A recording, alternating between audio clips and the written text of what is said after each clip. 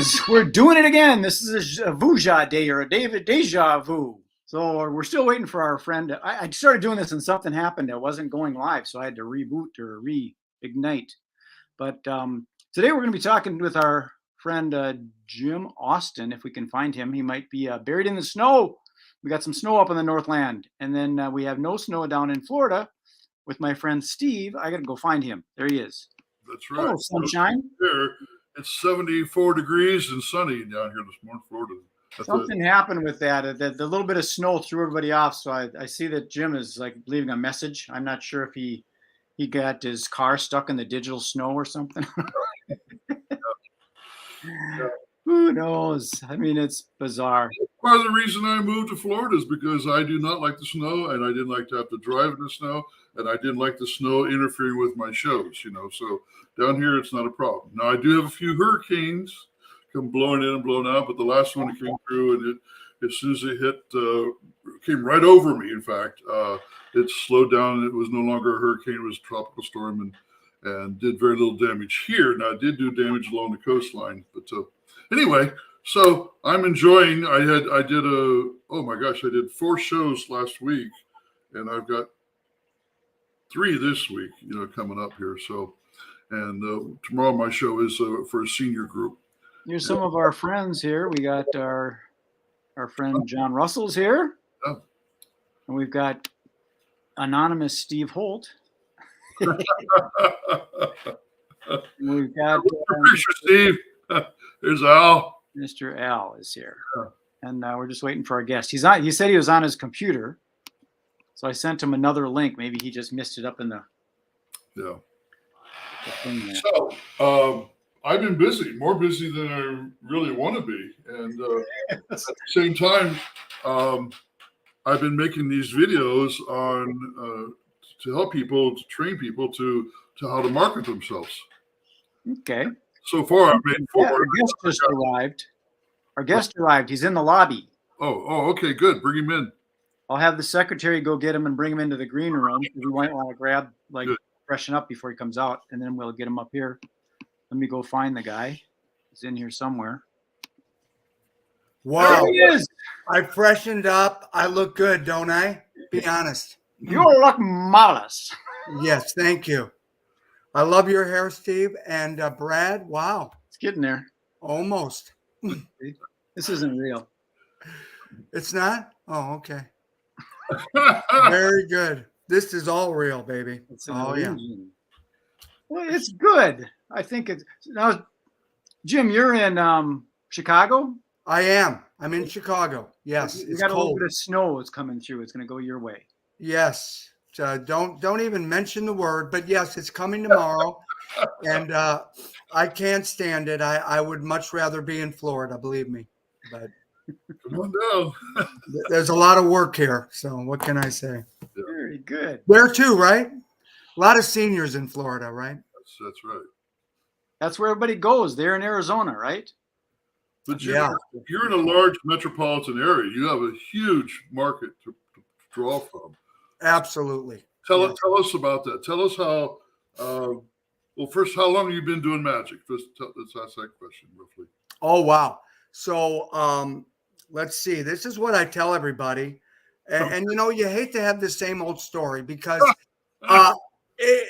why is it the same old story? I don't know, but I got the magic set when I was 8, but I did my first live show when I was 13.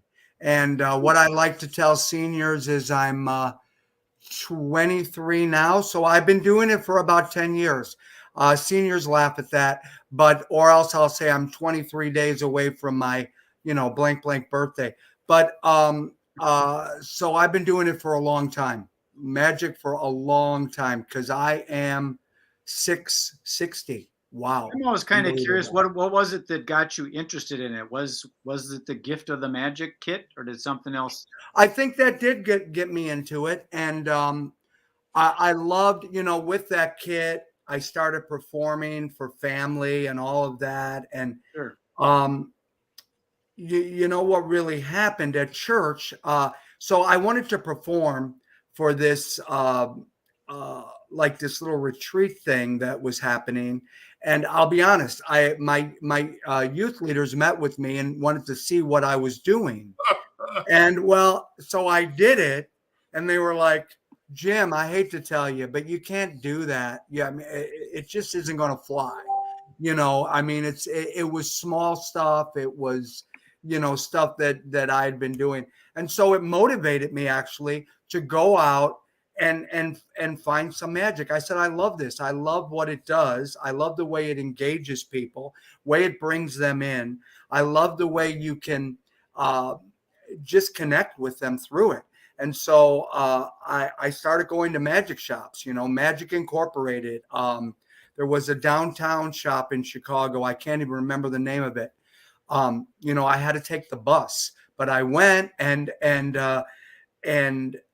started collecting magic. And sure enough, I performed at that event. And but I changed who I was at that time, and that's what it was. And then they asked me to perform a live show, my church at 13 for everyone. And so that's what I'm considering my first real show. And it went from there. And so I've been doing it ever since. Very cool. So, have you ever been to Minneapolis here, the Eagle Magic Store? You ever stop over here? Where is that? Minneapolis, Minnesota.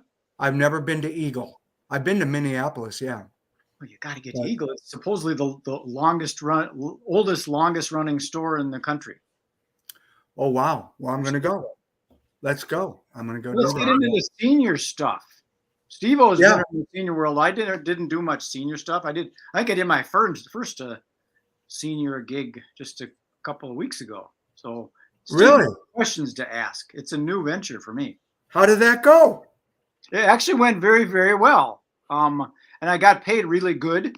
It was a friend of mine, and she was good with paying me out of her pocket. And then she asked me to do one more round of the tables. So I walked around and did my cup and ball routine for each table. And she sent me a thank you card with another $100.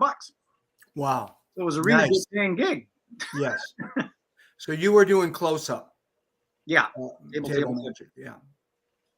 Cool. Yeah. So when you do your programs, Jim, do you always include your story about how you got started in magic, or what kind of things do you share with them? Okay, you don't always. Yeah, I don't always include that, but I do have I've had groups ask me to tell the story, and so and yes, so I have a special prepared show, not really a show, but it's sort of a speaking deal, but I talk about motivation, and I talk about how little things can really make a difference, right. And you don't know what something is going to give you until you really try it and make it work. So yeah, I talk about that. So do you have any special methods of marketing that you're willing to share, or you want to keep it a secret? Or first, I want to ask him how long he's been doing the magic for seniors, and then we'll ask that question. Yeah. So for seniors, so when I went full time in 2000, I think I probably had done it before that as well. But in 2000, I went full time. I made the decision with my wife, and I said, you know what? If we're going to do this, we're going to do it now. And it was good timing for me. And sure enough, so in 2000, I started, and I was like looking for shows. And for me, it was these senior centers needed all kinds of entertainment, and it was constant. And it was like, if you could get a hold of somebody, you can get in the door. And so it was just a great place to start. And for me, it started out of, well, I need to fill my calendar. But then I realized, wow, I really love this, and I love these people, and I love connecting with them, and they need this. Love singers, but they really don't need another singer. I mean, there's so many of them, and that's great, and that's fine, and they love that. But this can connect with them in a different way. And so that's why I thought, I want to pursue this in a big way. So how often are you doing a senior show now, roughly? How many? It's probably 70% of what I do. And Yeah. you do one a week, 2 week, or Oh, at least. Yeah. Oh, okay. Yeah. And now, it's hard to picture it, but now it's coming back, pretty big time actually. And there's still places that you can't go. They don't, or this or that, or there's some restrictions, but they're so hungry for this stuff now. And now's the time. Prices are better, fees are better. They're willing to pay more than they were before the pandemic. I'm finding that out. Can you share with us how much you are getting paid? Give us a range, an idea. Typically, I'm getting $300 in that range of show. Yeah, Hey, yeah. So now that comes from years of them knowing me. I mean, nothing was wasted prior to the pandemic. They remember you, and even though you couldn't be there, and they know what you will provide. So it's not. You know who taught me that is Steve Hart. It's not what I can. It's not me. It's what I give to that audience. That's right. And what I call it, and Steve Hart didn't do this, but I call it the CQ, the connectivity quotient, and the way you connect with your audience is essential. And when you can provide that, oh my word, activity directors, they'll hear it and they'll know, and the residents themselves will say, you got to have him back, and he made me feel so good. And that's what the essence of it all. Getting better prices because they've had you before and they want you back, and you're raising, absolutely, offering a different program or whatever, right? Yes. Jim, how far do you cast the net as far as from home base? How far do you market to? 10 miles, 50 miles? I'll go anywhere. I mean, I will go anywhere. You're gonna pay the money. I'm there. So I love, I have a following in Kentucky and in Indianapolis. And so, what'll happen is one personal call, of course, right? One personal call from Kentucky, and they'll say, hey, can you come back and do a show? And I'll say, yes. And so I'll take that show, and now I know I have work to do because I have to call my other people and book more shows out there. And so I love it. I do it. So I was just in Kentucky in September for 4 days. And so, I'll go out there and do a bunch of shows. So you're smart. You're focused on it. Say it again. Back to Brad's question. How are you marketing yourself to these home and senior audiences like this? Most of what I do is I send out a newsletter. Okay. And so I have been through the email or physical? Email. I send out an email newsletter, and I send that out every month. I've been with Matt Four has a great teaching. He does a motivational class on how to send out some great emails that work well, and so I'm sending those out, or having somebody do it that's a little bit more creative with me. I barely got on here, folks, but anyway, that's something that's done weekly. A lot of things booked through email, but I make phone calls. I mean, I'll just sit down one day and I'll just go through the list and I'll call and I'll call and I'll call.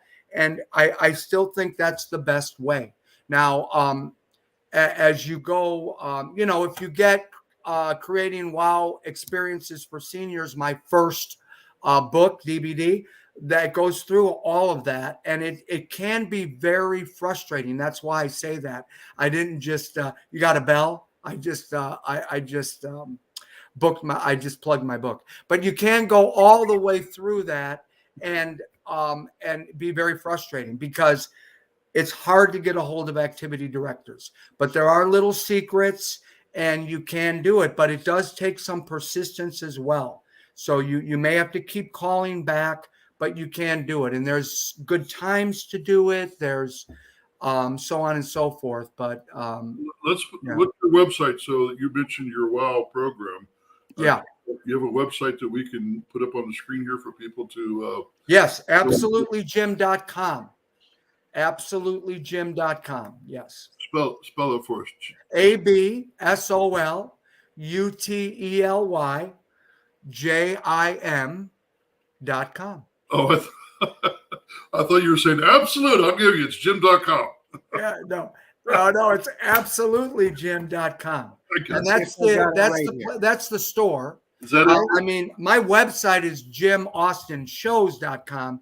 But right now, I don't know. I think you might be able to get to the store there. But you can go directly to the store at absolutelygym.com or jimaustenshows.com.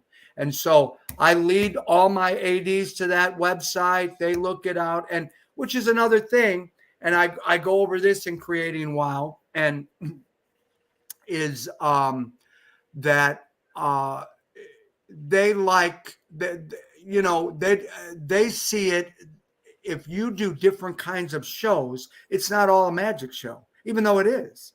Everything I do is essentially a magic show, but because I theme it or it goes differently to them, they consider it different.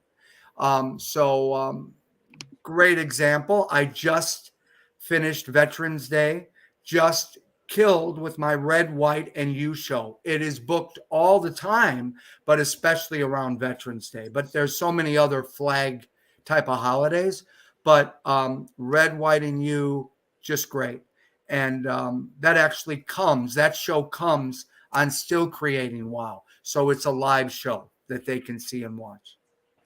So, and it books all the time because these places have so many veterans. Yes, that's great. I want to go back and ask you, how do you collect emails to make your list, and where do you keep your list?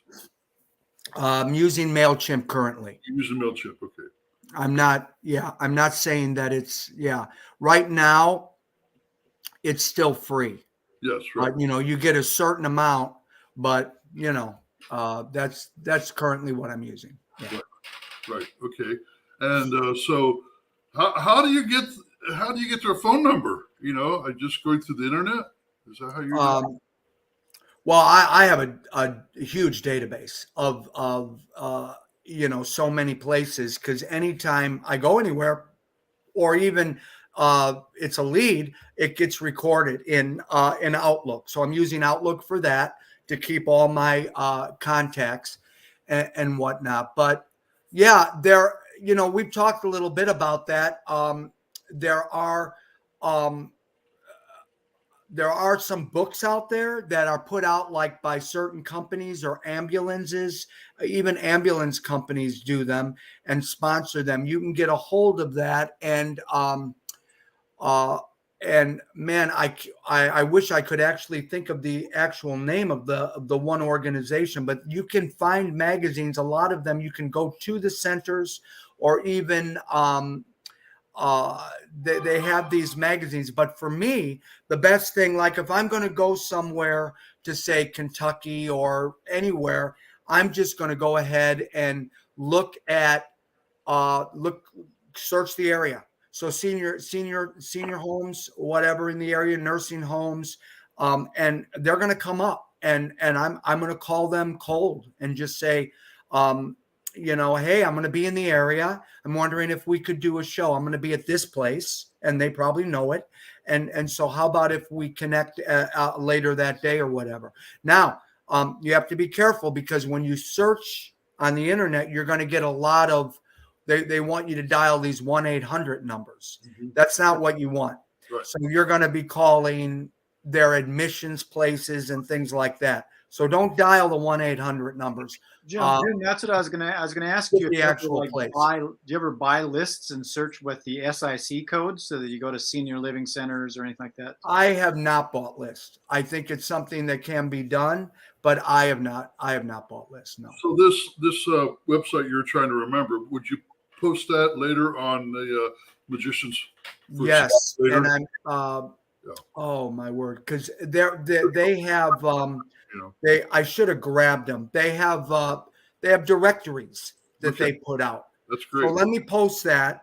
Yeah. And I know I posted it over on Creating Wow, but let me post it for you. I will You do know, that. if there's anybody that's interested in doing this on a more of a national scale, there's an organization, you probably heard of it, ASAE, the American Society of Association Executives.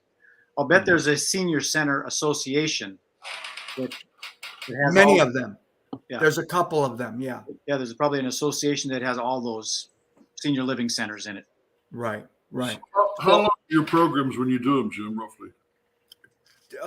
Usually they're about an hour, but I mean, I can do, I always say 45 to an hour. It's interesting because activity directors go, well, how much for the hour?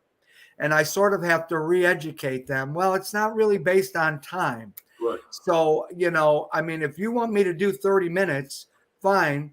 I can do it, but it's just as difficult for me to come out and do all that. Yeah. So, I mean, I think it's better to just let it flow. And they're not really counting the minutes, but so we'll just see. And if it's going, it's going. If they're there with me, that's great.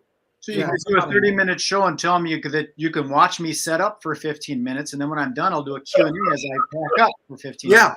Actually, that's part of the show, Brad. Really, I mean, you've got to be ready for that, because when you get there, they're always getting there early, because some people will just get there early, or they're going to start bringing them because it takes a long time to bring them all there. So, for your average show, what do you bring in? How much equipment do you bring? Do you bring a table, a stool, a chair? Well, I use the cubes and those kind of tables. So I don't bring an extra table, no. And suitcase tables, that kind of thing. And and then it's a one trip when you walk. I do have a side table though. Yeah, it's one trip. It's all on a cart. Yeah. So it comes in. Yeah, but there's quite a bit of stuff. Yeah. I'm sure it is. But it's not a lot of, most of it will fit in the case, and it's the routines that bring that out. It's not the props, right? We should be able to entertain without the props, and the prop might lead you in or whatever, but it's getting them going, getting them talking, getting them laughing. So yeah. You were talking about the contrast of a lot of entertainment for seniors is music, or singers or musicians, yet magic is more interactive.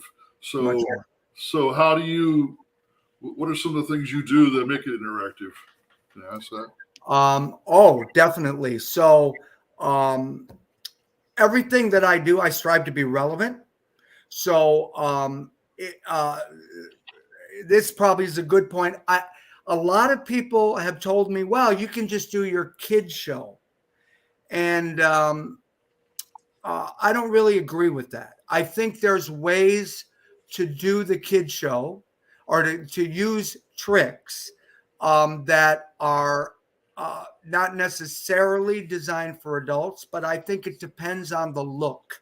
For instance, blooming bouquet is a kid's trick, right? Oh, but it can definitely be used for adults, and it's not, it's the way you do it, right? And so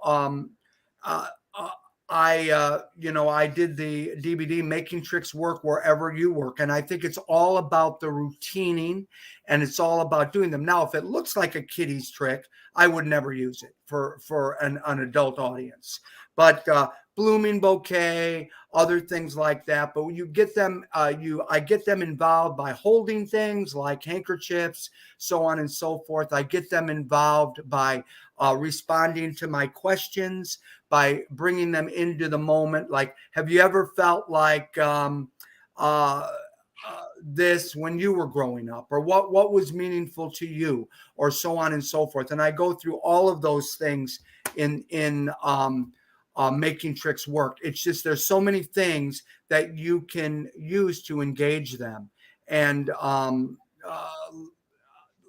asking them a question, even of, you know, like I will do a series of signs. You've probably seen some MC signs that you know, are funny, and I say, well, you know, I collect signs. What do you collect? So we're not just going right into the routine, but they're telling me what they collect, and I hear the same things all the time, and I hear different things. I can't wait to somebody's going to say money, and I'm going to say, hey, can I know your room number? And other people are going to say different things. They say all kinds of things, like, you know, you'd be surprised, underwear bills, so on. And it's just so funny. Now they're all engaged and they're all ready. And then I go into the routines of what I collect. Well, this is what I collect.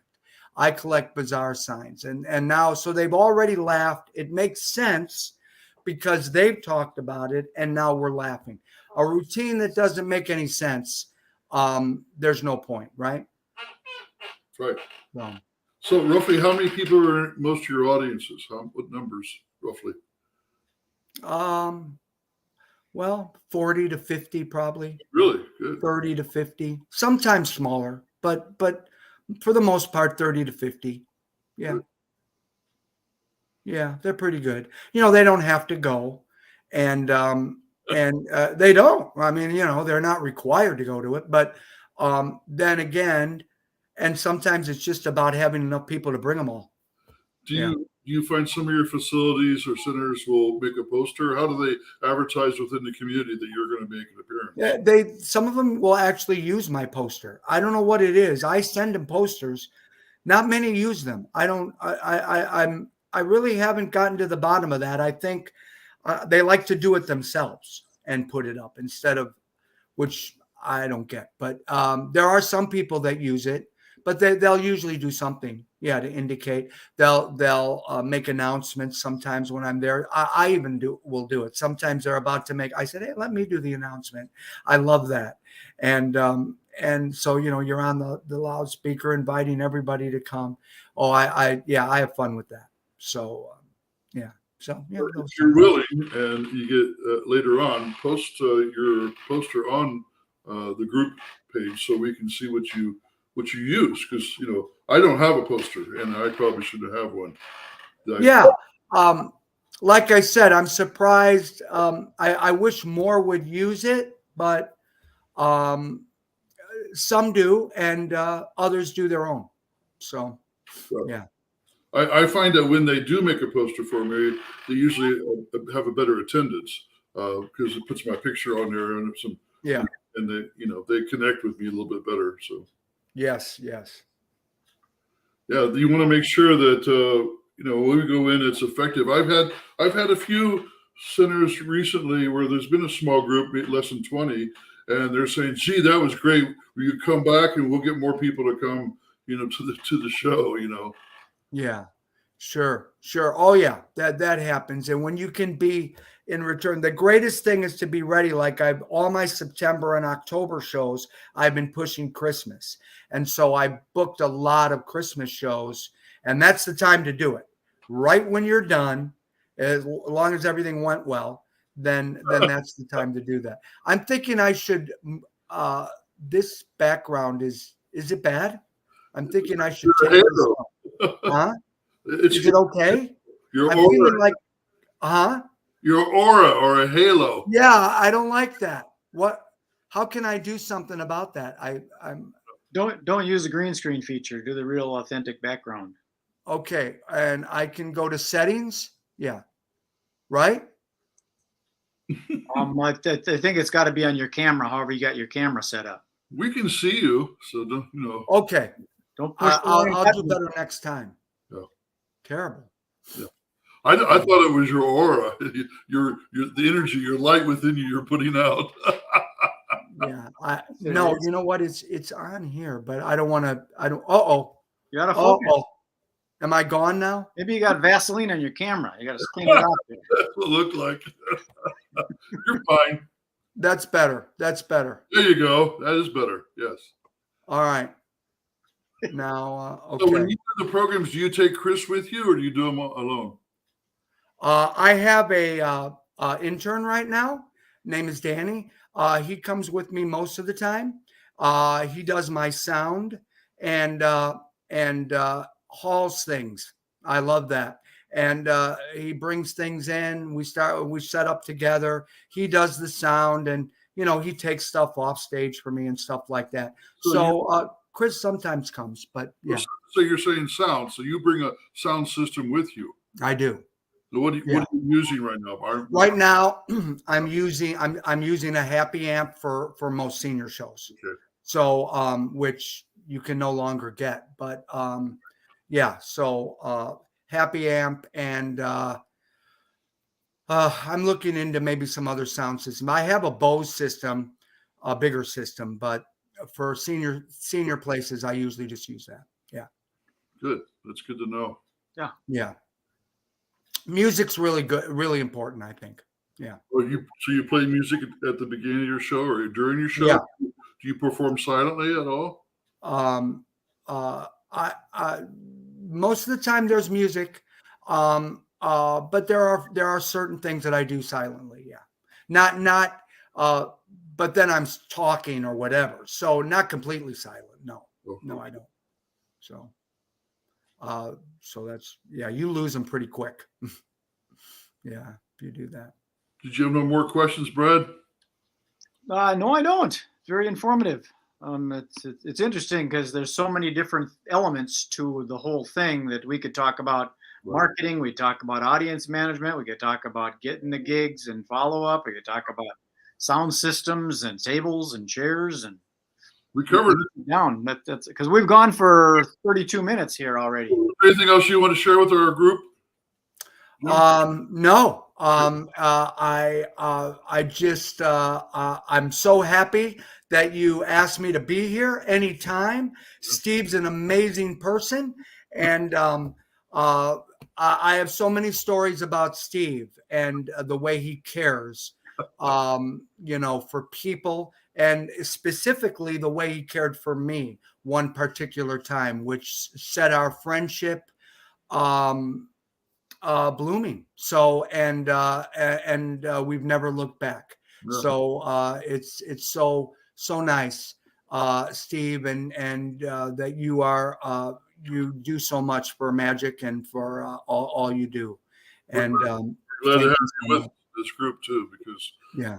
Well, thanks, Jim. I'm going to pop into the green room, and there's probably some leftover digital hors d'oeuvres back there. We have someone that comes in and they cater it all in. Cool. So That is so great. Go ahead and put yourself together a bag, take it home with you. It's all very locale. Okay, that's what I need. All right, Thank really you. good. Thanks so much, guys. All right, stick around. Well, there you go. We did it again. Yay! Another one in the can, as they say. Yeah. So, Steve-O, I'm going to sign this off and put you back there. You can go Yeah. talk with our friend Jim and get his inside secrets. He didn't share everything. I could tell. There's probably something for a second episode.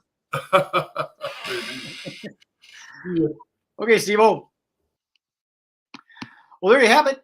We did it again. If anybody else wants to come on, you can contact our coordination director, Mr. Steve Hart. He coordinates all that stuff. And then I handle all these techie things. And we're going to tell the world. So that's it for me.